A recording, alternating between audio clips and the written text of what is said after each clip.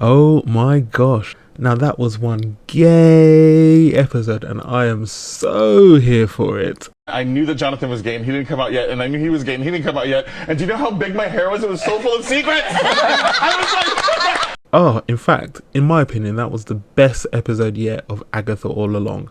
It was funny, it was camp, it was sad, it was sexy, and just an all-around blast. I mean, I have not felt this much sexual tension from Disney since Simba and Nala were at that waterfall. I mean, come on now, jeez.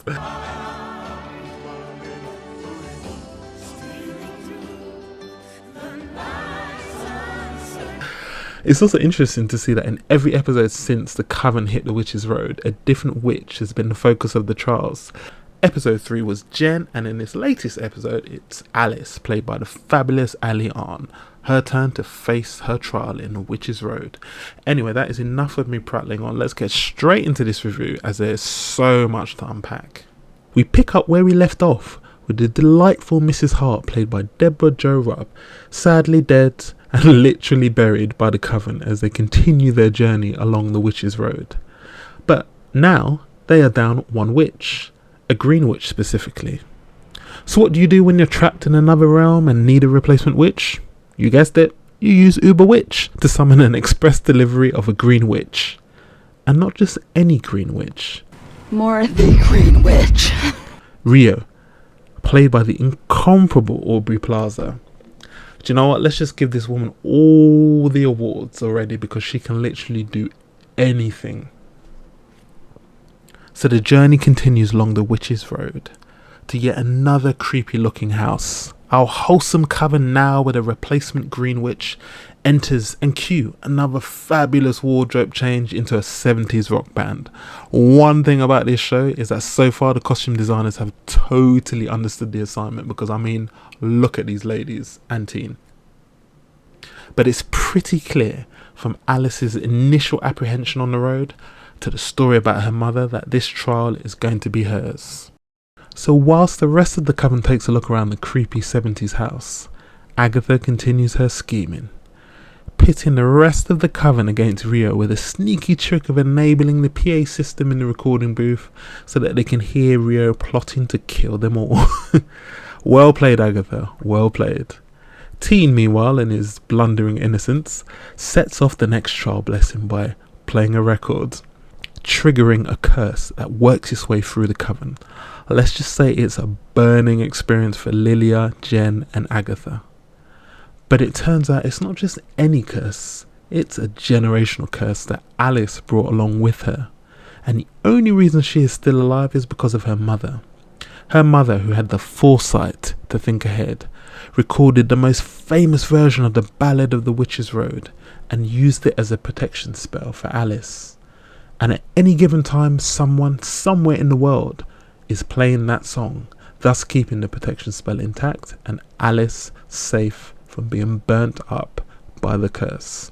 That is one forward-thinking mother right there. Shout out to Alice's mother.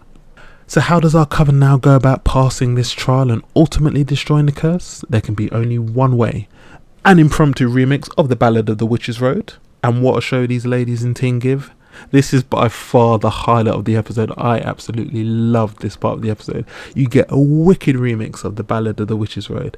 Patti LuBone, Lilia, going through a litany of instruments. She had the whiz or wing or whatever it was called. She had the triangle. She had the maracas. She had a tambourine at the end. You have Agatha, Catherine Hahn, having a moment with the Mariah Carey wind blowing on her face and her hair. Aubrey Plaza, Rio, Sasha Zamata, Jen, Joe Locke, Teen, just rocking out, having a great time. And Ali Arn, Alice, working through her trauma and ultimately destroying the physical manifestation of her curse. And all of this is going on while the building's burning around them, I might add. Absolutely brilliant television.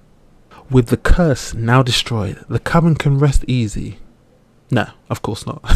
During all of that ruckus, a shard of glass has hit Teen in the stomach and he faints after the performance. Jen, once again, saves the day, brewing a potion to heal his wound, whilst a very distraught and frantic Agatha is looking on, What is going on here, Agatha? You have a very, very, very maternal instinct towards Teen. With Teen saved, resting, and seemingly out of the woods, the rest of the coven gather by a campfire to share stories, battle scars, and bond, which leads to some interesting talk about nipples. I will leave you to watch the episode to discover that one. Meanwhile, Agatha is maternally watching over Teen, who is curious and wondering more about his sigil. Agatha explains that sigils can't be broken, they can only be destroyed. And they are only destroyed when they are no longer needed. Thanks, Agatha. Helpful, but not really helpful. As the episode comes to a close, we see one of the more raw and emotional moments and scenes performed by the flawless Aubrey Plaza and Catherine Hahn. Rio talks about her scar, detailing her love for somebody. Rio had one job to do, and that job hurt the person that she loved. She surmises by saying, that person is her scar.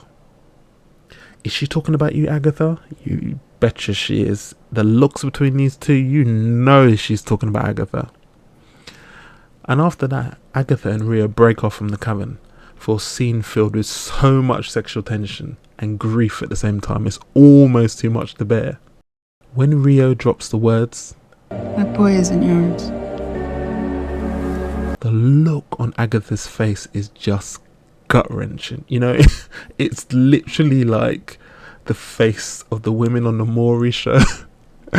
When Maury turns around and says to the man, you are not the father, and the woman is disappointed that she can't collect any child support from him. It's like just that look of gut-wrenching disappointment and almost just heartbreak, bless her.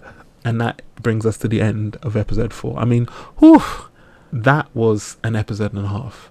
The official title for that episode was If I Can't Reach You, Let My Song Teach You, which is also one of the lines in the remix of the Ballad of the Witches Road, which is pretty cool. But yeah, what an episode that was. I mean, Aubrey Plaza, she stole every scene she was in and slayed every single look. I mean, it was like the director just said, you know what, no lines for you. You just do you, Aubrey. And she did. I love it. I absolutely love it. And again, the rest of the cast did an amazing job in their scenes.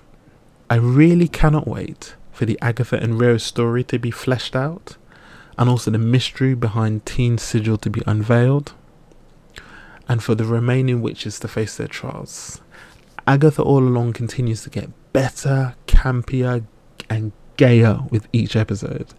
This show has some excellent writing and storytelling, fantastic performances by the cast, catchy musical numbers, and enough magic to just keep you hooked. I cannot wait to keep going down, down, down the road, down the witch's road. But anyway, that was episode 4. What did you guys think of the latest episode of Agatha All Along? What was your favourite moment? Has the remix of the Ballad of the Witches Road been stuck on repeat in your head like mine? Let me know in the comments.